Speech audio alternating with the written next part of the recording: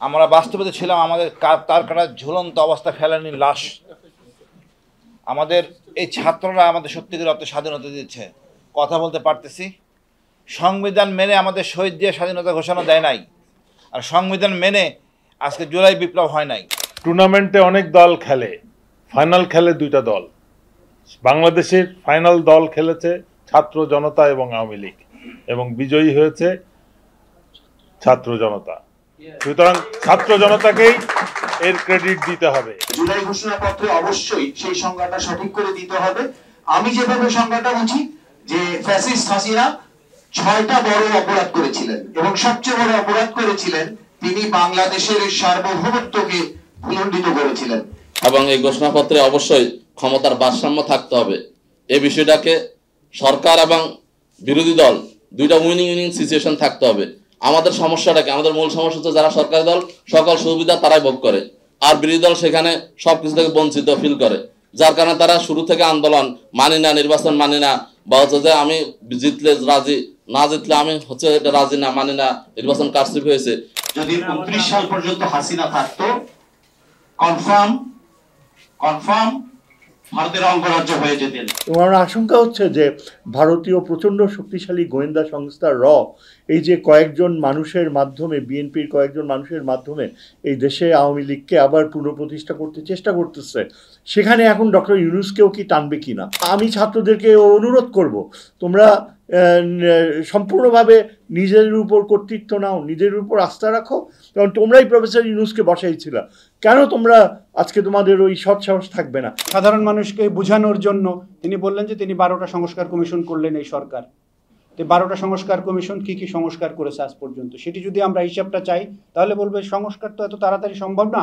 আমাদের প্রস্তাবনা দিয়েছে, যে সংস্কারগুলো সম্ভব সেই সংস্কারগুলো কি হয়েছে? যারা আমাদের ভিতরে সন্দেহ সংশয় তৈরি করেছে, যারা ফ্যাসিবাদে পরিণত করেছিল হাসিনাকে, তারাই এখন সন্দেহ সংশয় তৈরির কাজ করছে। সেই জায়গায় আমাদের সংস্কার করবার তো অনেক সুযোগ ছিল, সেই সংস্কারগুলো করবার কি উদ্যোগ নেওয়া হয়েছে?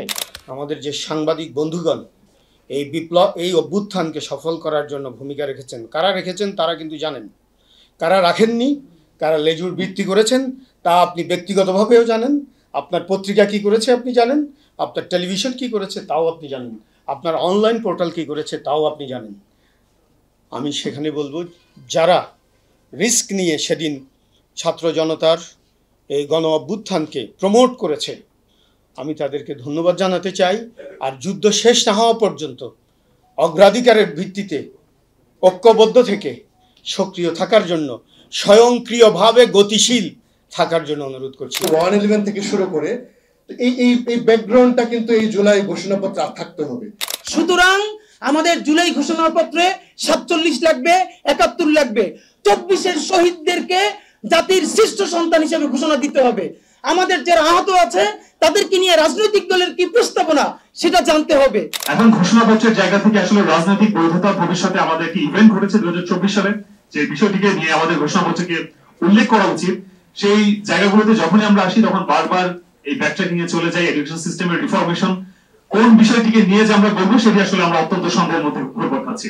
আমরা যদি মনে করি যে এই ঘোষণাপত্রের নির্দিষ্ট কোনো রাজনৈতিক দলের এজেন্ডা, তাহলে পরবর্তীতে যখন কোনো নির্বাচিত সরকার আসবে তখন এই আন্দোলনকে এবং এই গণ অভ্যুত্থানকে যে সন্ত্রাসী কার্যক্রম আখ্যা দেওয়া হবে না, এর কোনো নিশ্চয়তা নাই। টেক্সাস ডিফেন্স জাস্টিস এরকম একটা উদ্যোগ নিয়েছে যে বিপ্লবের পক্ষে, ওই রক্ত দেওয়ার পক্ষে, সার্বভৌমত্বের পক্ষে অবস্থানটা নিয়েছে। সেই জন্য মোবারকবাদ। আমরা চাই এই ঐক্যটা থাক এবং এই আমাদের আন্দোলনের সুফলটা যিনি আমাদের প্রজন্ম থেকে প্রজন্ম চলে যেতে পারে।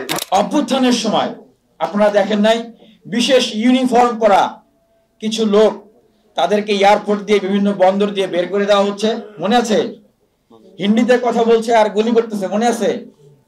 তো 10 মাস হয়ে গেল, আমরা অনেক চাপাচাপি করার পরে যে 626 জনকে ক্যান্টনমেন্টে আশ্রয় দেওয়া হয়েছিল তাদের নামের তালিকা প্রকাশ করা হয়েছে। কিন্তু যারা তখন গুলি চালিয়েছিল, হিন্দিতে কথা বলেছে, বিশেষ ইউনিফর্ম পরে বাংলাদেশে এসেছে, বাংলাদেশের সার্জিক্যাল স্ট্রাইক চালিয়েছে, তাদের বিষয়ে কেন এখনো তাদের পরিচয় রাষ্ট্রীয়ভাবে তুলে ধরা হল না? যদি শুধুমাত্র একটি ক্ষমতা হস্তান্তরের মৌকা হিসেবে জুলাইকে, আমাদের শহীদদের রক্তকে ব্যবহার করেন, তাহলে মনে রাখবেন আপনারা 73 নির্বাচনের মতো সংখ্যাগরিষ্ঠতা লাভ করবেন, সংসদে যাবেন, আপনাদের বিপক্ষে কথা বলবার কেউ থাকবে না, কিন্তু আপনারাও হাসিনার পরিণতি বরণ করে আপনাদের মসনদ থেকে টেনে হিসেবে মানুষ নামিয়ে দিবে। আমরা বাংলাদেশি, শুধু বাঙালি না। আমরা চাই ট্যাগিং মুক্ত, দুর্নীতি মুক্ত, চাঁদাবাজি মুক্ত, পেশি শক্তি মুক্ত একটি স্বচ্ছ রাজনৈতিক ব্যবস্থা, যেখানে মত প্রকাশের স্বাধীনতা থাকবে, মতের ভিন্নতা সহ অবস্থানের সুযোগ থাকবে। 14 তারিখে যখন ঢালাওভাবে দেশের মানুষকে রাজাকার বলা হয়েছে, তখন মনে হয়েছে যে আরেকটা সুযোগ আসছে আমার জন্য স্বৈরাচার পতন আন্দোলনের। যারা আমরা জুলাই যোদ্ধাদেরকে অপমান করি এই কথা বলে, আপনারা আবার কারা? আমরা প্রায় শুনি এটা, যে আপনারা আবার কারা। এই কথা যাতে এই জুলাই যোদ্ধা সৈনিকদেরকে বলে কেউ অপমান করতে না পারে, আমরা চাই এইটি বন্ধ করা হোক। আপনারা কারা যদি আপনারা এখনো না চিনে থাকেন, তাহলে তো আপনি ব্যর্থ হয়েছেন জুলাই অভ্যুত্থানকে দেখতে। এটা বুঝতে পারো না? সেকুলারিজম কি মানে? দ্বিজাতি তত্ত্বকে রিজেক্ট করা। দ্বিজাতি তত্ত্বকে রিজেক্ট করা মানে হচ্ছে অখণ্ড ভারত। এবং আজকে বিজেপি ক্ষমতায় এবং আরএসএস মিলা তারা চায় অখণ্ড ভারত করতে। আজকে যদি বিজেপি না থাকতো, আরএসএস না থাকতো, তাহলে আমি বলতাম না। কিন্তু আজকে বলতে বাধ্য হচ্ছে যে আওয়ামী লীগকে এখন পাল্টাছে অখণ্ড ভারত সৃষ্টির সবচেয়ে ওয়েপন। এবং প্রোক্লেমেশন এবং ডিক্লারেশনের মধ্যে কিন্তু অনেক তফাৎ আছে। একটু আগে যিনি বললেন যে প্রোক্লেমেশনের একটা সাংবিধানিক আইনগত স্বীকৃতি থাকে, একটা সংবিধানের ভিত্তি হিসেবে এটি স্বীকৃত হয়, কিন্তু যেটি ডিক্লারেশন সেটি কিন্তু সংবিধানে সংযোজিত হওয়াটা আবশ্যক নয়। এবং এখন যদি সরকার কোনোভাবে এরকম একটি ডিক্লারেশন দেওয়ার মাধ্যমে একটা কাগজে কিছু লেখনী আমাদের উপরে চাপিয়ে দেওয়ার চেষ্টা করে, তাহলে হবে এটি এই জুলাই গণ অভ্যুত্থানের সাথে এক প্রকারের প্রতারণা। আমাদেরকে সাবধান হতে হবে। এখনই বিপ্লবের অভ্যন্তরে বিপ্লবের অংশীদার হলেও নৈতিকভাবে অধপতিত যারা, তাদেরকে চিহ্নিত করতে যদি আমরা ব্যর্থ হই, আগামী দিনে এই বাংলাদেশে কেউ বিপ্লব করতে আসবে না।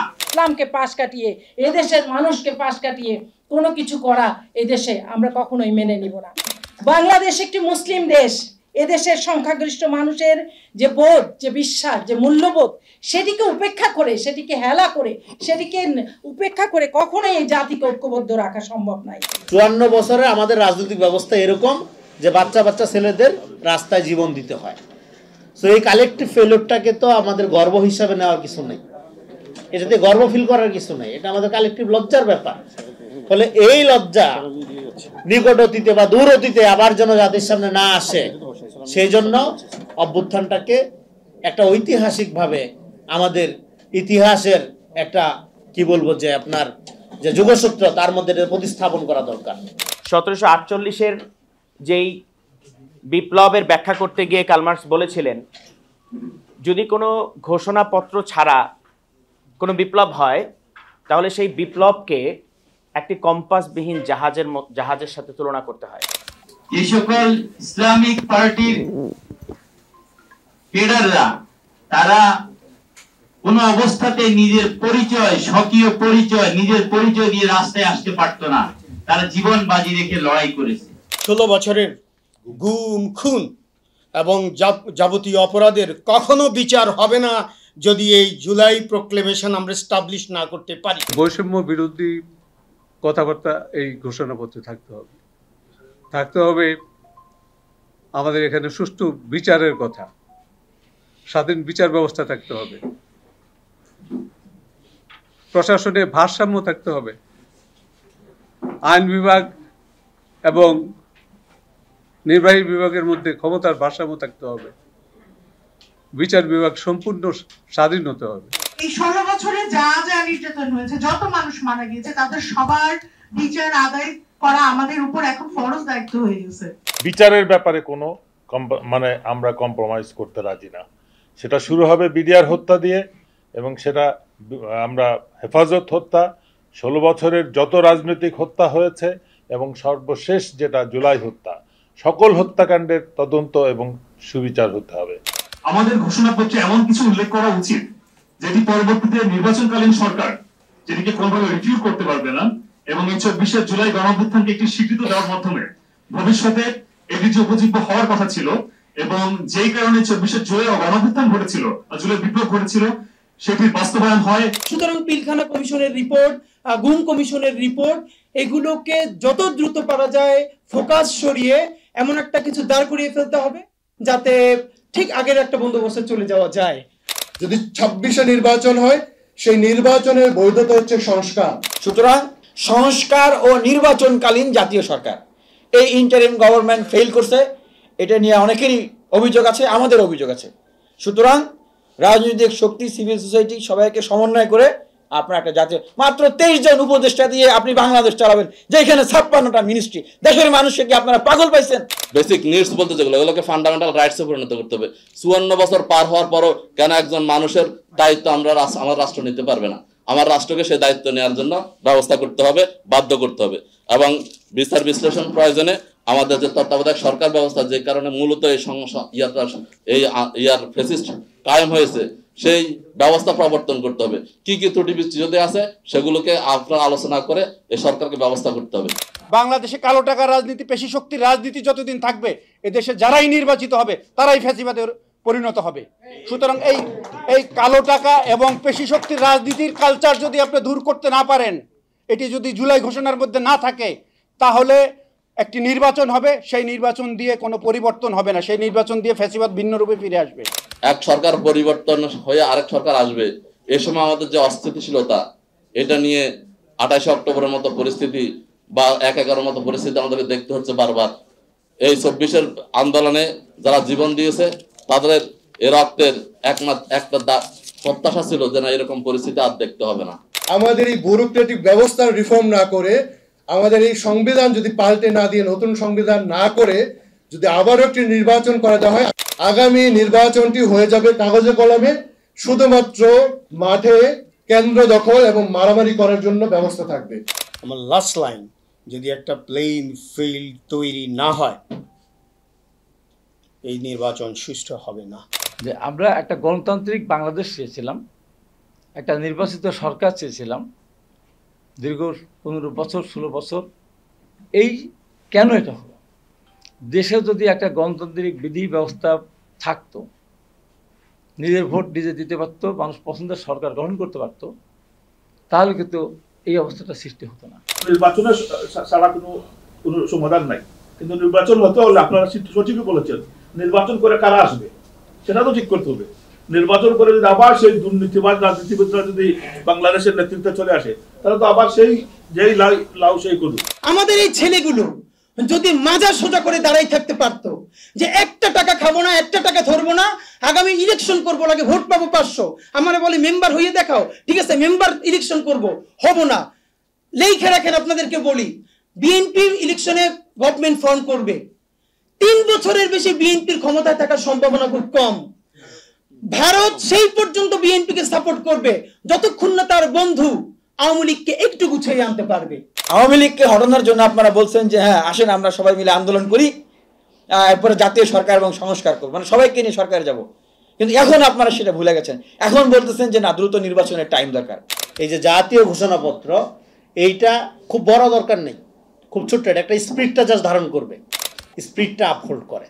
এবং অবশ্যই এরকম একটা প্রিয়াম্বল ঘোষণাপত্র, এটা আইনের ঊর্ধ্বে, এটাকে সাংবিধানিক কাঠামো, লিগ্যাল কাঠামো আকারে হাজির করার দরকার নেই। এটা লিগ্যাল কাঠামোর অনেক ঊর্ধ্বে, এটা সোর্স অফ লিগ্যাল কাঠামো হইতে পারে, এটা সংবিধানের অনেক ঊর্ধ্বে হইতে পারে, কিন্তু এটা হইতে হবে জাতীয়ভাবে, নট দলীয়ভাবে। এখন নির্বাচনের পরে কি হবে সেই পদ্ধতিটা যদি আপনারা সঠিক করেন, ফ্যাসিস্ট হতে না পারে।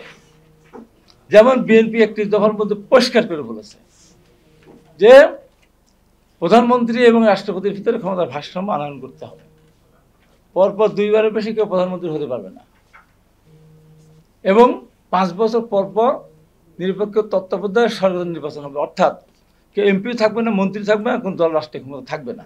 এই যে আমরা বলি বিপ্লব ব্যাহত হয়ে যাচ্ছে, বিপ্লব তো ব্যাহত হয়ে অলরেডি গেছে এবং এটি আরও ব্যাহত হয়ে যাবে।